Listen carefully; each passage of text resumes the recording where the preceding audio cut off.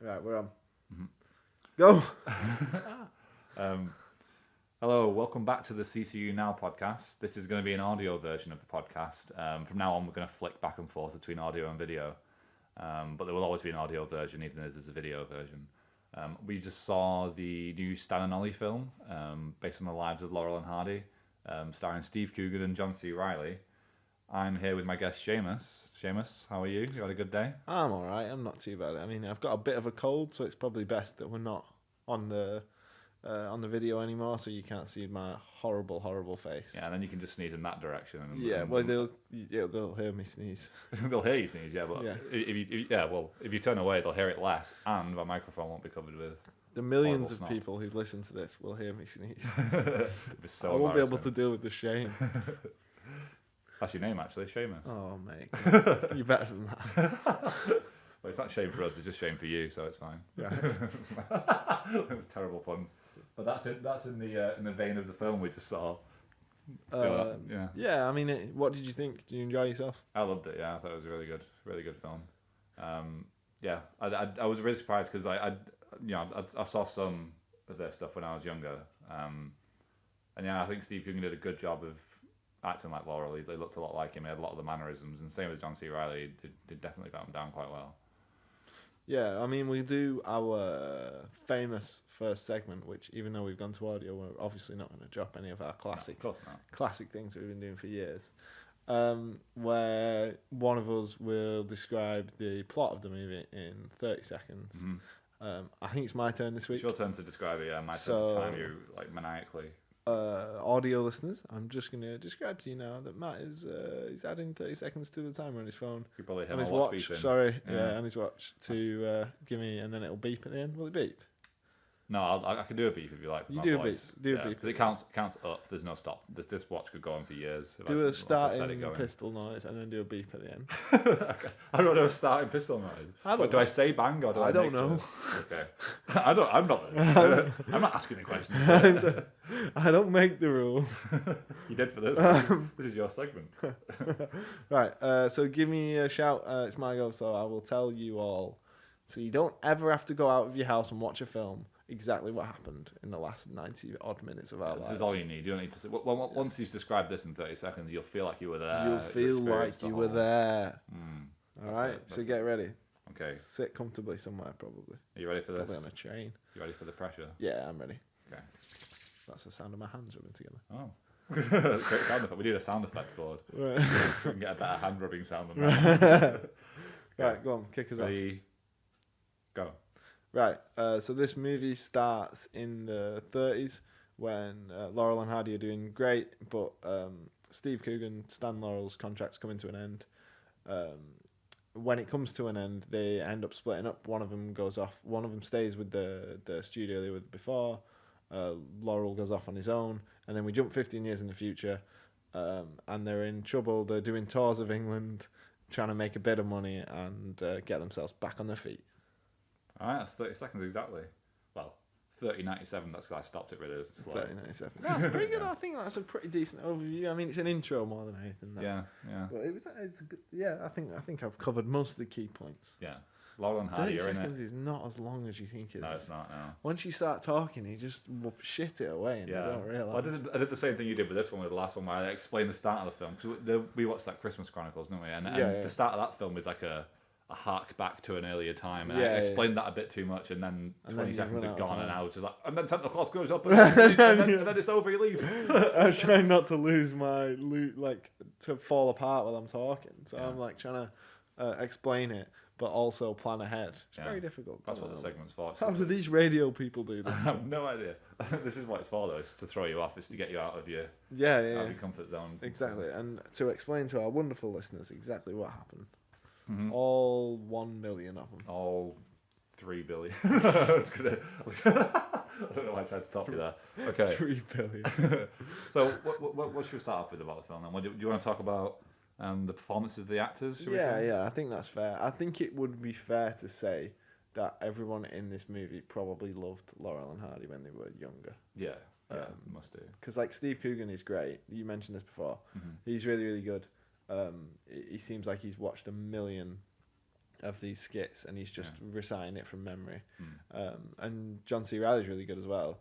And also for a lot of the movie, I think he's probably wearing prosthetics on his face. Yeah, I think they both are. Yeah. Because Steve Coogan, his Well, ears his ears came out a bit at the top, so he Yeah. matched Laurel's face, and he had a bit of a chin prosthetic, I think, as well. But they were really discreet. It was quite hard to notice. And he's got definitely got makeup on because he looks quite white as well. But I think that's an ode to how much those guys how much they appreciate Laurel and Hardy themselves, and how perfect they wanted it to be. Yeah. And I think it works really well. They're really good. There's a lot of chemistry between them. Yeah. And what did you think? Did you enjoy it? Yeah, I thought the actors were really good. I do hope that it's what you said, and that they liked it from when they were younger, because that makes it more of it just makes it more of a thing. But I know actors are quite good at encapsulating characters quite quickly, especially Steve Coogan, who has always been a bit of a character actor. Yeah, that's like his thing. I think I was reading it on Wikipedia earlier before this podcast. He used to do like voices for Spit and Image. Oh, did initially, yeah. So he's like a voice sort of character actor initially. So I could imagine, even if they hadn't seen it when they were younger, Steve Coogan might be able to just like watch some of their stuff and get it before the film comes on. But with him, I'm not sure about John C. Reilly, but with him, he's such a similar character to Laurel that he must. You were saying earlier he might have been inspired by him in some way. Yeah. I mean, Steve Coogan's obviously his most famous character is like a lot of people.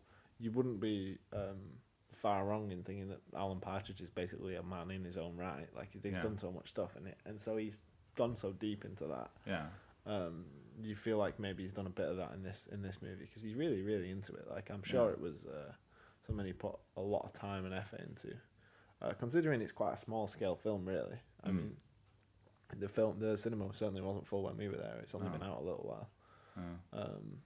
I enjoyed it though overall. I thought it's a period I don't know. I remember watching like Laurel and Hardy stuff from when I was a kid. Yeah. Like my dad watching it and I was there, or my grandparents watching it and I was there. Yeah. But because I'm not old like you, I don't know. Go on. I don't remember. I wasn't there in the audience like you were, watching it in live. Yeah. So I don't really know as much about it. So like I think for me, they captured it really well. Like it makes me more interested than I was before. Yeah. I thought that as well. I was telling this to you earlier. Now that I remember it, I'll mention it. Because, well, it's related to the whole Steve Coogan, Alan Partridge thing, because Steve Coogan is obviously quite an intelligent guy, and he wrote alongside some other people, but he created the character and wrote Alan Partridge himself. Stan Laurel did the same thing with his character, and both those characters are quite stupid, and they get in stupid situations, and they're quite slapstick. And when I was younger, my dad told me that Stan Laurel wrote all the bits for Laurel and Hardy, and I was like really young, and I was like, "What, him? But he's so stupid." And he's just like, "No, that's just the part that he's played." And I'm like, "No, but look at him. He can't even. He's scratching his head in a funny way. He's falling over all the time. How could he have written that?" He's like, "No, behind the scenes, man." The moment when you were a kid and you learned what acting was. Yeah, you were like, I'm like, "Oh, he's just pretending to be like that." I was baffled. I was like, "Nobody could pretend to be that stupid. He must be a bit stupid." That's what I did. Yeah, and that's what you kind of like with Alan Partridge. When you see Steve Coogan outside of. Because that character is so attached to him and looks obviously exactly like him, you just think that in real life he might be a bit like that. Yeah. Yeah. And I think that's something that really worked in this film. So before we saw it, somebody told me that the film was going to be like just one long Laurel and Hardy sketch. And I thought, well, no, surely it's something more about the lives of Laurel and Hardy. And it was kind of a bit of both, because there were bits like, do you remember the hotel scene at the start when they go to the hotel, and they kind of are doing a bit to the woman behind the counter. Yeah. I think the idea is that in real life they were doing bits all the time and practicing bits constantly, because Laurel was always writing stuff and they were just always practicing it on people in real life. Yeah, and they were living those characters 100% of the time, because there's a few sections of this movie, like you say, there's a part right at the very beginning where they're ringing the bell at the front of the hotel to try and get someone to come, and then one of them keeps grabbing it off the other and they're ringing it. Yeah, the woman's already there, isn't she? Yeah, she's just there watching them. Yeah, she was there from the start. Like she was serving Hardy, and then and then Laurel comes in and he's dragging the bags in and struggling. Yeah. And then he just walks to the counter, dings the bell. It's like, don't ding the bell, and he dings it again, and then he starts to ding it, and then it's really good, because and also then there's another part later on where they're dragging a suitcase up the stairs. Yeah. And they both drag it up, and then he asks him what time it is, so he obviously lets go to look at his watch, and it falls right down again. Yeah. that stuff is like, I think influences pretty much every like modern day Yeah. comedian. It's almost timeless, isn't it? In a way? Yeah. I don't think you could do it today without it being a bit. You'd get bored of it, I think. Yeah. Well, we saw Johnny English Strikes Back, and Yeah. that's almost like that, but That's with a like good more point. production Yeah, quality yeah. probably because they had to do a lot of crazy Yeah. stuff. But we enjoyed that, but then we know a lot of people didn't enjoy it. I think at the cinema, I'm Yeah, not saying yeah. they didn't enjoy it, but they weren't. They We weren't were rolling around a bit. We enjoyed it more than other Yeah. people, I think. So I But think then like even Some people that don't understand that it. first Johnny English movie was really successful. Yeah. And like that is essentially, it's the same style of humor. It's Mm-hmm. just brought forward. Like there's a lot brighter and more colourful because your eyes want to look at more things, and Yeah. you don't get bored of it. Obviously it's more colourful than Laurel and Hardy, which is Yeah. all in black and white. I think in a way that big production element takes away from it a little bit. Yeah, like the from the slapstick's still art of there. it. Yeah. Yeah. But it's nice to be able to do something so simple where you just like you're literally just ringing a bell in a certain way and people are laughing at it. It's like Yeah. it's quite difficult to pull off something like that. And that's why those guys, and I can only imagine, because of the level of interest the people who made this movie had in Laurel and Hardy, that it's quite a fair example, a fair, representation of them. I think so. Yeah. But that's why those guys were going around and doing all their little bits in real life all the time, because you could do it, because it was all like everyday objects and silly things, and just them two acting ridiculously and dancing and accidentally hitting each other. Yeah, and that's something you could obviously relate to if it's in everyday situations. You can imagine, like, say you next time you go to a hotel, you've just seen Stan and Ollie, or you've just seen an original Lauren and Hardy sketch, and you see the bell on the counter, you probably start to laugh to yourself. Yeah, thinking, yeah. that ridiculous sketch in Stan and Ollie. And like they do a one-liner every time anybody asks them anything. So like whenever one's there without the other, somebody will always come up and they'll be like, "Oh, where's Mr. Hardy?" And he's like, "I don't know. There's loads of them. Like one of them's like, "Oh, he's off. He's got a new job mending broken biscuits." Oh yeah, that kind of stuff, and that makes me think of like my grandparents, because they're the kind of jokes that they would. Yeah, my dad makes jokes like that. I feel like he got his jokes from Laurel and Hardy. This is basically a movie full of dad jokes, Yeah, essentially. Yeah. That's funny. What else do we want to talk about? I mean, I think in terms of the actors themselves, it works really well. Not only are Steve Coogan and John C. Reilly good, and we probably didn't give John C. Reilly enough credit, because he's really great in this. Oh yeah, it's just because we're English and we like Alan Partridge, and we're used to him more than because John C. Reilly. I've seen him in films. I was, if anything, I'm really impressed with him, because I've seen Step Brothers. I've probably seen other things within him, but he's always a bit of a silly character, but not. He had to give some serious performances in this, because there are some emotional parts to the film. Yeah, there are, yeah. And he was really good in those. And he did actually, as much as Steve Coogan encapsulated the part of Laurel, he encapsulated the part of Hardy. I if anything, I think he appeared a lot more like actual, He looked Hardy in real life. Any pictures I've seen of him, he looked kind of just like him. Exactly like him. And like he's like probably got fewer lines and less character work, but he does the subtle stuff better, I think. Yeah.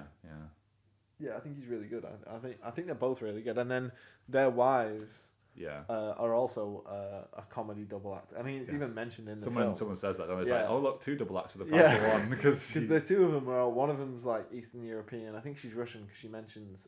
She mentions the Winter Palace. The Winter Palace at one point, yeah. And then the other one's obviously American, and they just bicker all the way through. Yeah. And it's a lot of fun.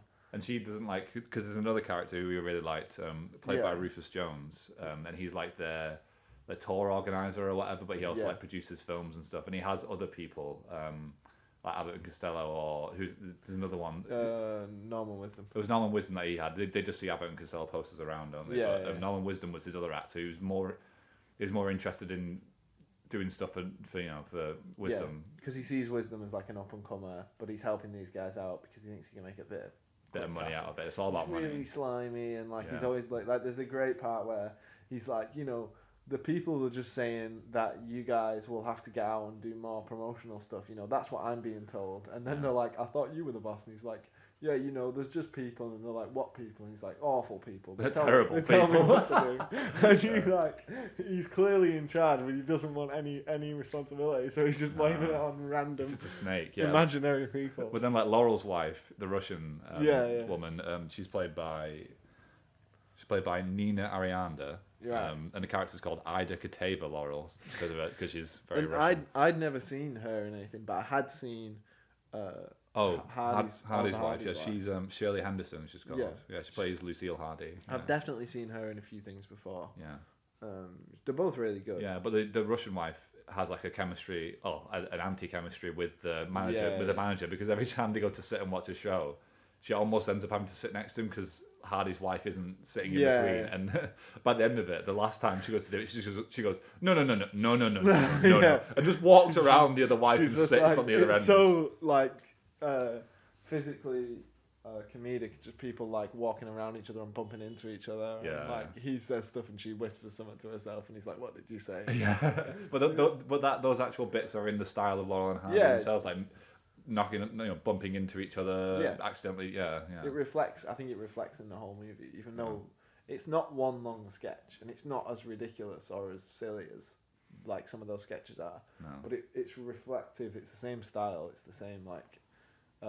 Especially comedically, it's the same style of humor. Yeah, and I was surprised that they seemed to like kind of they obviously had to come up with this sort of sketch parts for the wives and for the other characters as well. But they came up with, I'm not sure if they were actually things that Laurel and Hardy came up with. I imagine the one where they miss each other at the train station was something they wrote themselves before the film came on. But then there's one where they're talking about. They're just in the hotel room and playing around like they normally do in the first hotel.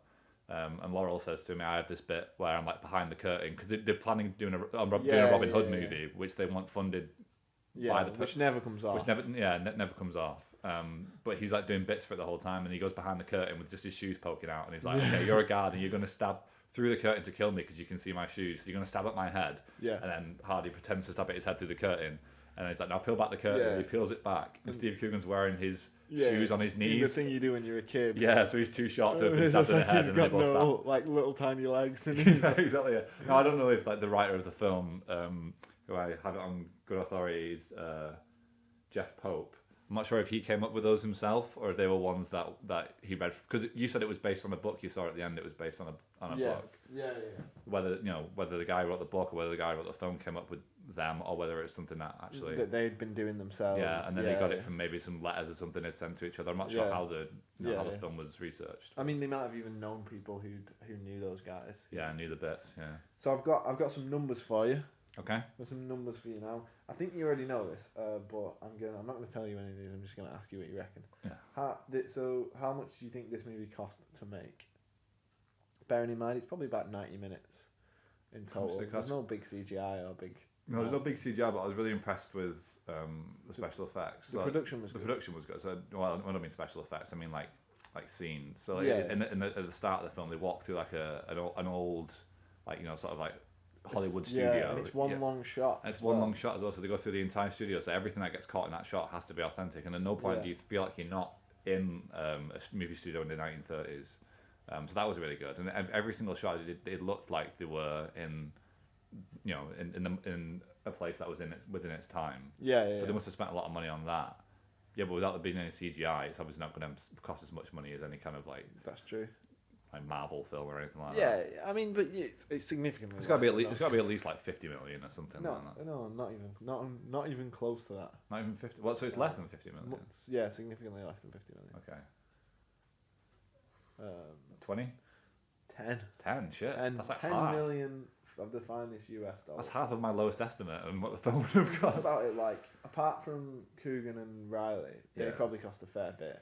All the other actors in this, so some well-known people, but they're all kind of supporters. They're all supporting actors from different movies and actresses from different movies. That's interesting that you say that because I remember towards the end of the film, they're talking about how Stan and Ollie have always been together, and every other person that they've acted with has just been like some other person, but it's always just been those two. Do you remember them saying that? Yeah, it's just been us two, and that's like an emotional thing. So the time because they almost split up.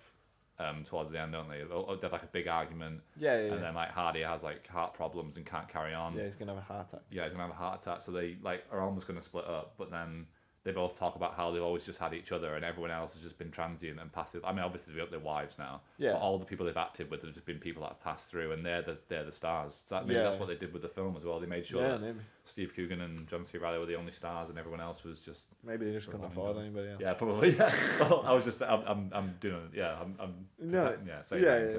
Do you, so then also so opening weekend, right? US opening weekend. Bet costs $10 million. How much do you think it made in its first weekend in the US? I'm really bad with these things. I never actually know how much. I don't think this was particularly well marketed. This movie, I think.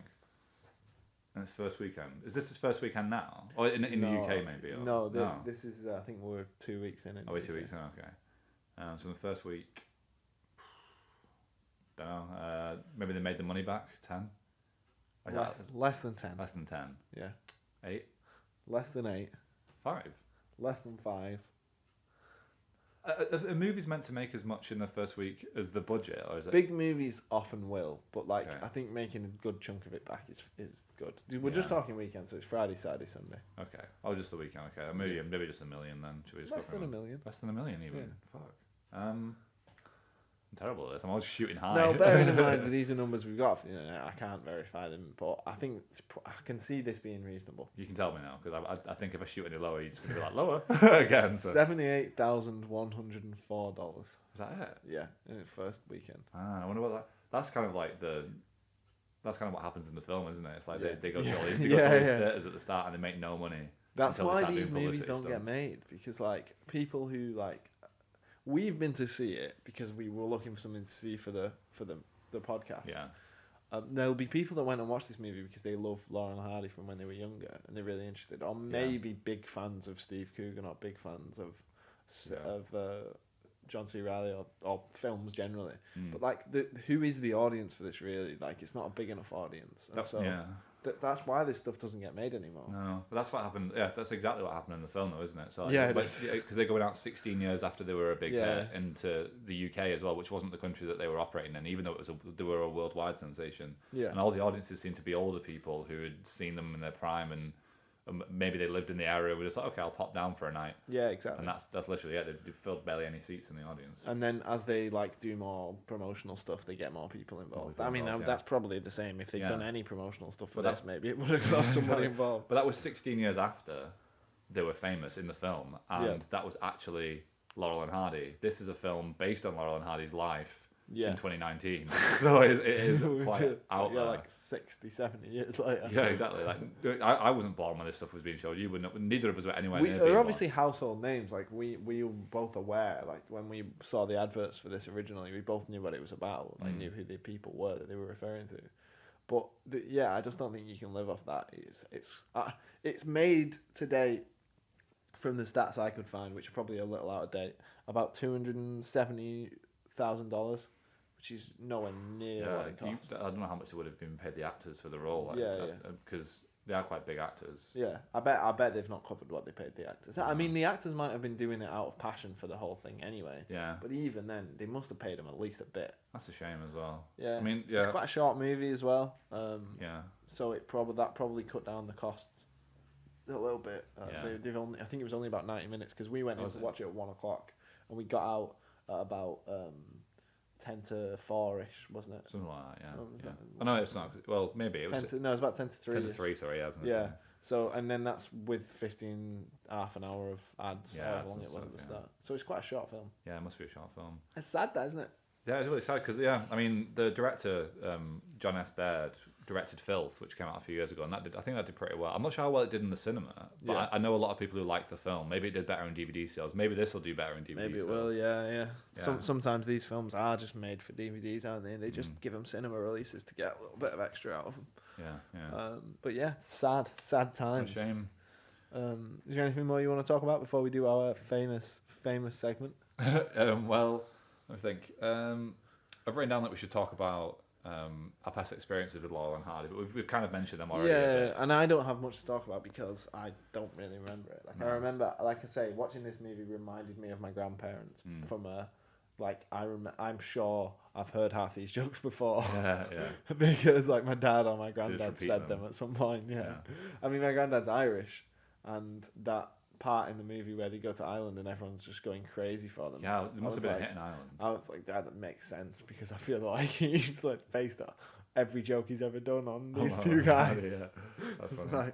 My dad's like, I think he's 74 now. Right. So he was born just at the end of the Second World War. So Laurel and Hardy will have gone through their like biggest time then, but he would have So he wasn't even a child when Laurel and Hardy came out, and he's 74. He was like, but he missed it. Like it came out before he was a child. Yeah. And then he's showing it to me when I'm a child, and I've seen it a bit. But yeah, again, it's like it's not. Yeah. There's not much osmosis there really between generations. Yeah. Okay. So we'll take a quick break so I can check the football scores. Okay. And then we'll come back through the magic of audio editing and have a bit of a chat about some of the interesting trivia that I've found. Yeah. And some of it, I give you a bit of a warning, may not be so true. Yeah.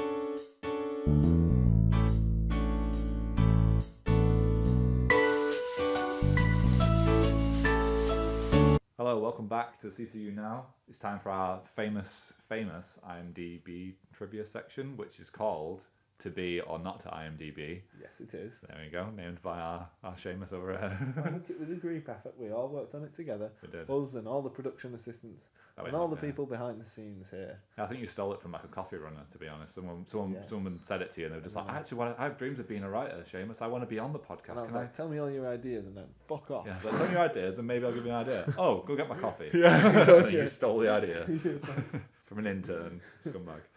Right. Anyway, so you're asking me today. Yeah, I'm going to ask you. I've got 5 pieces of lovely IMDb trivia. Some of them are true, some of them are false.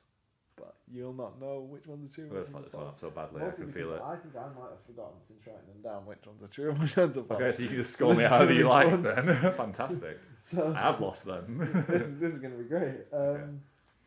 Right, I'll kick us straight off with quite a normal one that you hear a lot.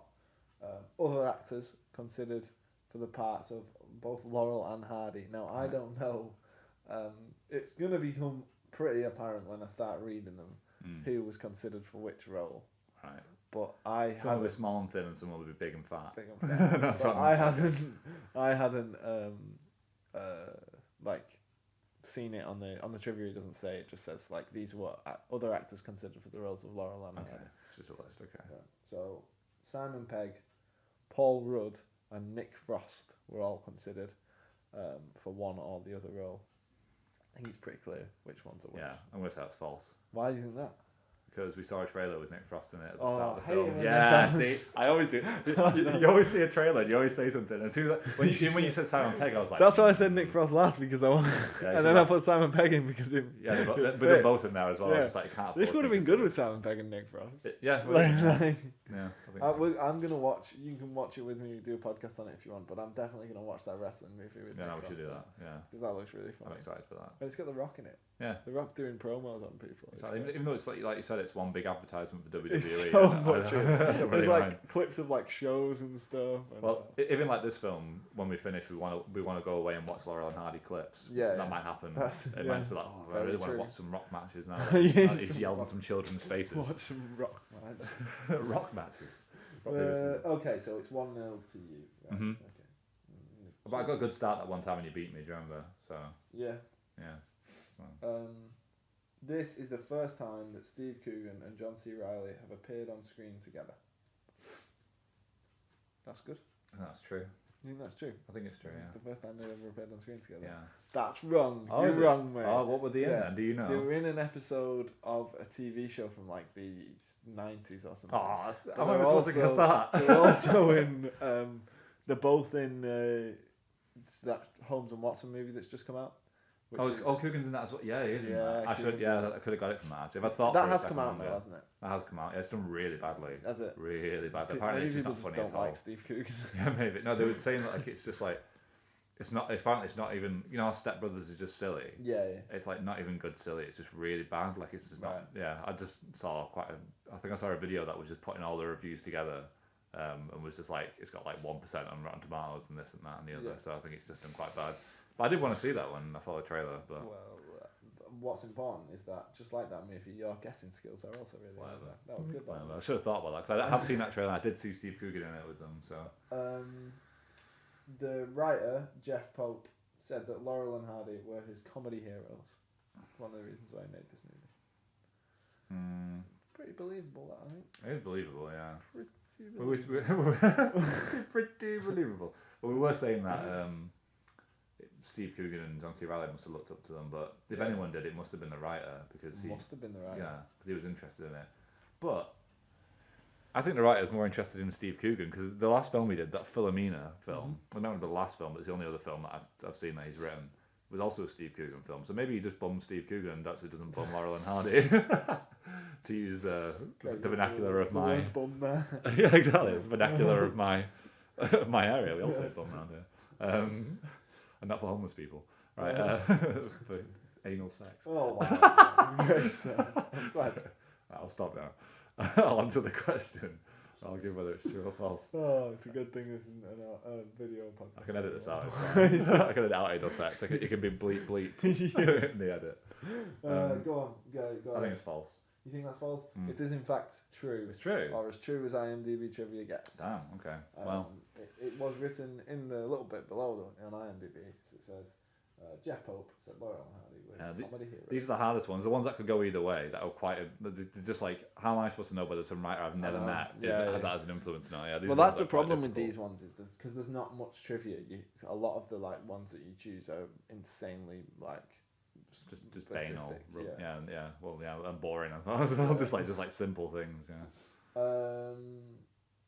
Okay, so what have we had? We've had 3 so far and 2 on up. Yeah, 2 on up. Yeah, I said I was going to lose this one beforehand. I knew it because it's one of those. I don't know enough to get these right. After World War II, Laurel and Hardy were invited to the Romney, Hythe, and Dwychurch Railway in Kent, the smallest railway in the world. And they opened it. They were the ones who officially opened it. That's very specific. I don't think you could have come up with something that specific. I did used to work for a railway, man. Yeah, I know you did, but not for a miniature railway at a museum in Kent or whatever. It could be. It's not a miniature railway. It's a small section of railway. Oh right, I thought you said it was like a mini railway, like a no, it's a real railway, but it's open. Yeah. So I mean, you never know. Next, you'll be saying Thomas Tank Engine that Thomas was based on Laurel. It was, and Percy was based on Hardy. No, the Fat Controller was based on. The Fat Controller was based on Hardy, yeah. And then the Fat Controller's comedy friend. He's a fat guy with a bowler hat though, so yeah, it's the same. Similar. Okay, I'll guess now instead of making terrible jokes. Go on. I think it's on the trivia. I don't think you could have come up with that. You think that's? I've read. Yeah, I just read that. It's so boring. Yeah, it's boring, but it was very specific as well. Yeah, yeah. Good. Okay, so we're 2-2 then. It's always a decider. Last time it was a fucking zebra question. Yeah. I can't be doing that. Last time was the greatest comeback of all time. Yeah. Oliver Hardy was not called up during the World War II. During World War we have to say, not that fake World War II. There's so much about the World War II. At work, we have to say during the Second World War because World War II sounds like a sequel. When's World War III coming out? Yeah. He wasn't called up during the Second World War because essentially because of his weight, because he was too heavy. Oh, okay. Because he's big in this movie. I'm trying to figure out whether there were conscriptions into the Second World War. I'm pretty sure they were forced to join the service. Oh, yeah. Definitely. So, and they were young enough to have joined, I guess, because I don't know what the age is of conscription into the army. Yeah, they were. They're probably in the late 30s. But then why didn't Laurel go? Because they're about the same age. They're different countries. Oh, is Laurel actually English? Yeah. Then? Yeah, I thought because he has that bit of a funny accent in the film. I think because he's been in America for so long. He has like a twang. British. Yeah, he's British. Yeah, okay. Well, that makes sense then. I think that's true. That's on the trivia. I made that up. You made that up? Yeah, no, you beat me. It's a lie. Damn. It was a lie, and I've won again. The greatest IMDb trivia. Yeah. Well, I lost. Sound of me ripping up the IMDb trivia thing. Oh, tearing it to shreds. In victory? Tearing it up. I should be tearing it up in defeat. I'm throwing it away, and you'll never know. You'll never know the truth. Yeah, well, I think, to be fair, I had a chance to win that if I'd thought a bit more, because I have seen the trailer for Sherlock Holmes a few times, for Holmes and Watson a few times, and I had seen each time been like, oh, Steve Coogan's in this. Yeah. So I should have thought about that, but I didn't. So IMDb has a really useful thing where you can check whether 2 people are in a movie. Okay. So you can go back and you can check. Well, I'll remember that for next time we do one of these. Yeah. When you say 2 people have been in something. You can check 2 people and whether they're both in the same movie, and then you can check 2 movies and see if they had which actors were in both of them. Oh, that's quite interesting. Yeah. I didn't know they had that kind of technology at IMDb. I thought they just told you who directed things. With that great victory, the latest in my long line of great victories. Two. We're gonna. Did I win last time when you were asking me? I think I did. I think you did actually, yeah. Because I put in a ridiculous horse question at the end, thinking that was the key, thinking that was the key to victory, whereas it was actually the key to my.